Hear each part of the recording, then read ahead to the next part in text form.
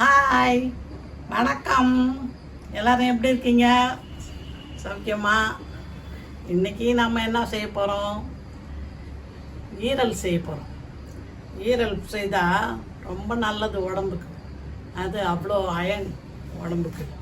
நல்லா இது சாப்பிட்டா ஒரு சிலருக்கு அது பிடிக்காது. ஆனால் பசங்க ஒரு சிலது பிளாக் மட்டன் அப்படின்னு வச்சு நல்லா சாப்பிடுங்க. ஒரு சிலருக்கு அது பிடிக்காது, வெறும் கறி மட்டன் தான் பிடிக்கும். இன்றைக்கி நம்ம இதை சேர்த்துக்கினே ஆகணும் குழந்தைங்களுக்கு. அதுதான் நல்லது, இரும்பு சத்து. கை கால் நல்லா ஸ்ட்ரென்த்தாக இருக்கும். அதனால் அந்த பிளாக் மட்டன் செய்து சாப்பிட்டே ஆகணும்னு வரும் எங்கள் அப்பா. அதை எப்படி செய்யலான்னு பார்க்கலாம். அதை வாங்கிட்டு நல்லா கழுவி அலசி எடுத்து வச்சுக்கணும். துண்டு துண்டாக வெட்டி எடுத்துக்கணும். அதுக்கப்புறம் அது எவ்வளோ இருக்குதோ அதை விட குறைவா கொஞ்சமாக வெங்காயம், அப்புறம் பூண்டு, இஞ்சி, பச்சை மிளகாய் பேஸ்ட்டு அதை போட்டுக்கணும். அதுக்கப்புறம் கருவேப்பிலை, கொத்தமல்லி வச்சுக்கணும். இப்போது அடுப்பில் கடாயை வச்சுட்டு அதில் எண்ணெய் ஊற்றி கொஞ்சம் கடுகு, சோம்பு, பட்டை லவங்கம், பிரிஞ்சி இலை அது போட்டு நல்லா வதக்கிட்டு வெங்காயம் போட்டு வதக்கணும்.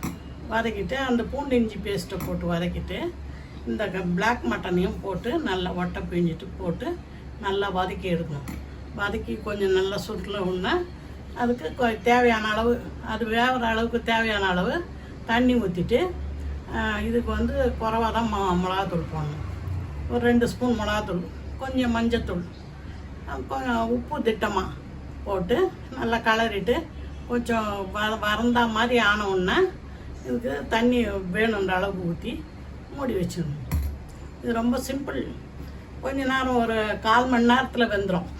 வெந்துட்டதுக்கப்புறம் எடுத்து தண்ணி வற்றின உடனே உப்பு பார்த்துட்டு நல்லா சுருளை வச்சுட்ட நல்லா வறுக்கணும்.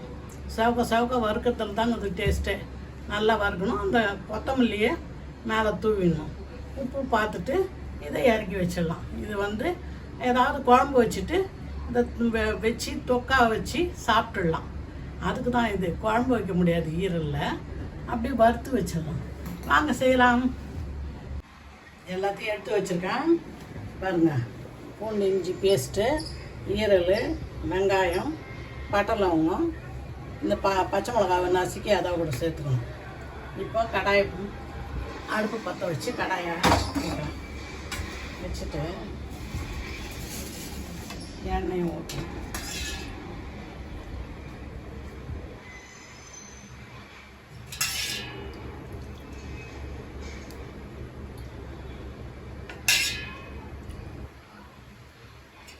ஈரல் கொஞ்சமாக இருக்கிறதால 3 கரண்டி எண்ணெய் ஊற்றுறேன். கொஞ்சமாக இருக்கிறதுனால ஈரலை இந்த அளவுக்கு பீஸ் போட்டேன். பீஸ் போட்டு நல்லா கழுவி அலசி வச்சுருக்கேன். இதோட பெருசாக போய் இருக்கக்கூடாது. இந்த அளவுக்கு பொடியாக அரிஞ்சிடணும். போய் எண்ணெய் காஞ்சிடுச்சு. பட்டை லவங்கத்தை போட்டேன். பட்டை லவங்கம் பிரிஞ்சு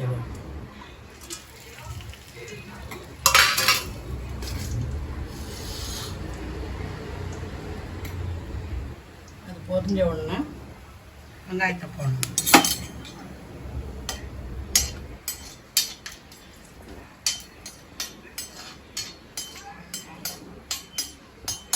பொரிஞ்சிடுச்சு. வெங்காயம் போட்டுக்கணும். வெங்காயம் மட்டும்தான் போடணும். தக்காளி போடக்கூடாது.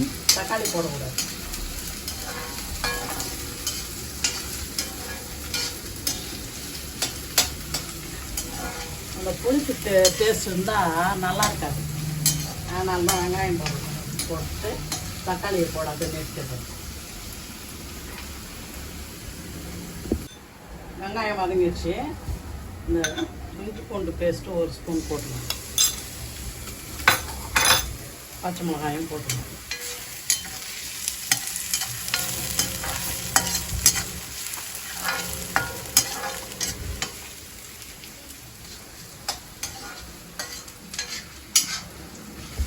ஈரலில் நல்லா ஒட்டை பிழிஞ்சிக்கணும். தண்ணி இருக்கக்கூடாது.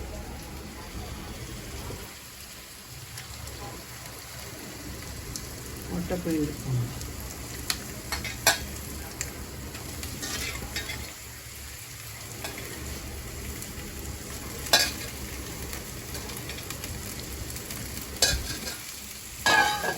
இதெல்லாம் தான் அந்த நீச்சு தண்ணி. அந்த தண்ணி பட்டுச்சுன்னா வாசனை வரும். அதனால் நல்லா ஒட்டை பிழிஞ்சிருக்கோம். போட்டு நல்லா வளர்க்கணும்.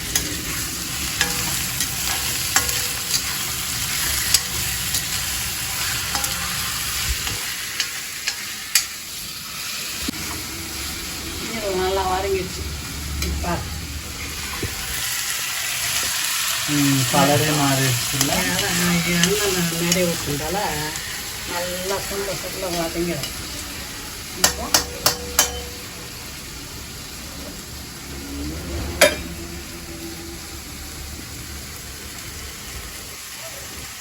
இது குறவாக இருக்குது. 2 ஸ்பூன் மிளகாத்தூள்,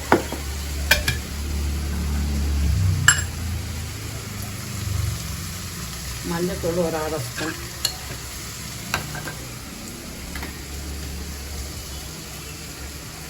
உப்பு அதுக்கு விட்டமாக,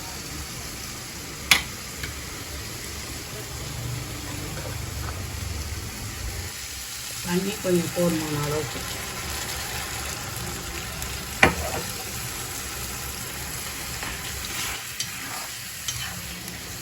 எல்லாத்தையும் நல்லா கலந்து வேக விடணும். உப்பு அளவு சரியாகுதான்னு பார்த்துட்டு வேக விடணும். இப்போ இதை மூடி வேக விடணுமா? இதில் 2 ஸ்பூன் தான் போட்டிருக்கேன் மிளகாத்தூள். அதுதான் திட்டம். அதிகமாக போடுறாரு, குறவாக இருக்குது. சரியாக இருக்குது. பார்த்துட்டு மூடி வச்சிடணும். மூடி வேக விடணும். ஒரு 1/4 மணி நேரம் வேகணும். வெந்த அப்புறம் கிளறணும். ஒருத்தர் கமெண்ட் பண்ணியிருந்தீங்க, நான் செய்கிற இது நல்லா இருக்குது, நாங்கள் செய்து பார்த்தோம், நல்லா இருக்குதுன்னு சொன்னீங்க. அதுக்கு ரொம்ப தேங்க்ஸு. இன்னும் இருக்கிறதையும் நீங்கள் நான் செய்து கொடுக்குறதையும் செய்து சாப்பிட்டு பாருங்கள். எல்லாமே நல்லாயிருக்கும். எல்லாமே நல்ல டேஸ்ட்டு.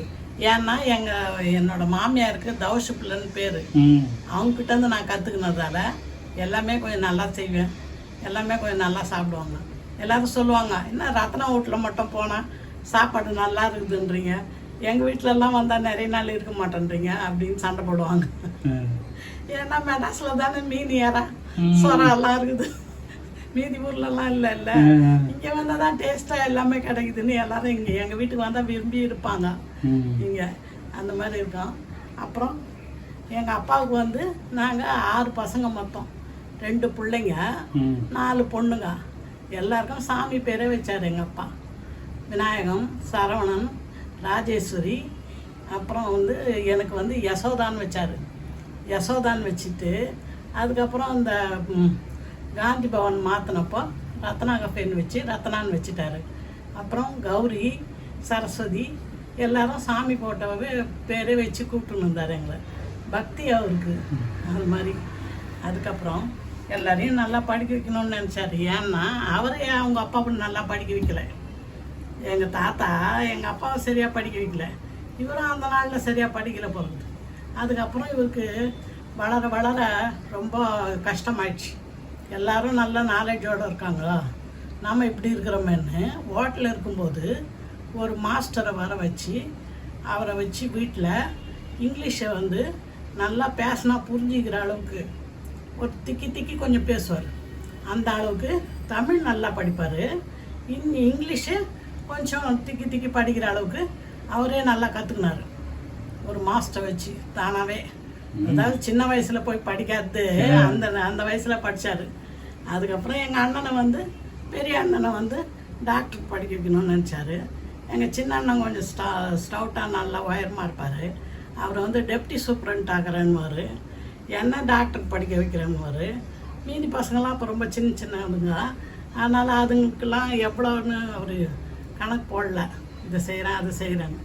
எங்கள் பெரிய அண்ணனை படிக்க வச்சா அவர் பிஎஸ்சியில் கொஞ்சம் ஃபெயில் ஆன உடனே அவர் என்ன பண்ணார், இந்த போஸ்ட் ஆஃபீஸில் வயர்லெஸ் லைசன்ஸ் இன்ஸ்பெக்டர் ஆகிட்டார்.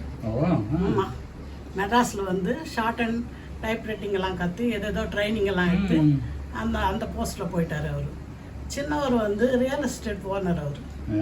அவர் அதுக்கப்புறம் எங்கள் தங்கச்சிங்கெல்லாம் அக்கா வந்து பெங்களூரில் கல்யாணம் பண்ணி கொடுத்தாரு. அவர் வந்து தமிழ் ஆள் ஒருத்தர் மேயர் ஆனார் பெங்களூரில், குப்புசாமின்னு. அவர் தான் எங்கள் மாமா. அவருக்கு பொண்ணை கொடுத்தாரு. எனக்கு வந்து எங்கள் வீட்டுக்காரர் வந்து சிம்சனில் இருந்தார், சிம்சன் கம்பெனியில் வேலை செய்தார். மீதி 2 தங்கச்சிங்க வீட்டுக்காரர் வந்து ஸ்டேட் பேங்க்கில் ஒர்க் பண்ணுவாங்க. எல்லாரும் ஸ்டேட் பேங்க்கில் மேனேஜர். அப்படி எல்லாருமே ஒரு வழியாக எல்லோரும் செட்டில் ஆகிட்டோம். என்னதான் நல்லா படிக்கிறேன்றதால டாக்டர் படிக்க வைக்கணும்னு நினச்சார் எங்கள் அப்பா. அது படிக்க வைக்கிறதுக்குள்ளே காலேஜில் இட்டு போய் சேர்த்து அது பெரிய கூத்து மாதிரி நடந்து கடைசியாக வந்து அவர் பேஷண்ட் ஆகி எனக்கு கல்யாணம் பண்ணி விட்டார். நெக்ஸ்ட் இதில் சொல்கிறேன் உங்களுக்கு டீட்டெயிலாக. வாங்க இப்போ ஈரல் வெந்துருச்சான்னு பார்க்கலாம்.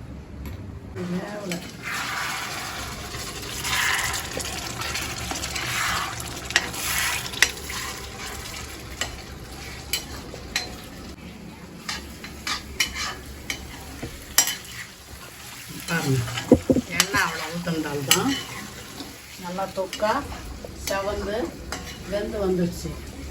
இப்போ இதுக்கு கொத்தமல்லி போடணும்.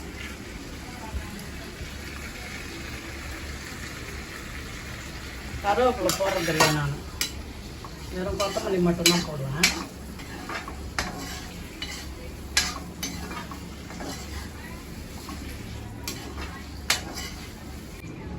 ஈரலுக்கு சரியான பதத்துக்கு வந்துடுச்சு. இப்போ இதை ஆஃப் பண்ணிட்டேன்.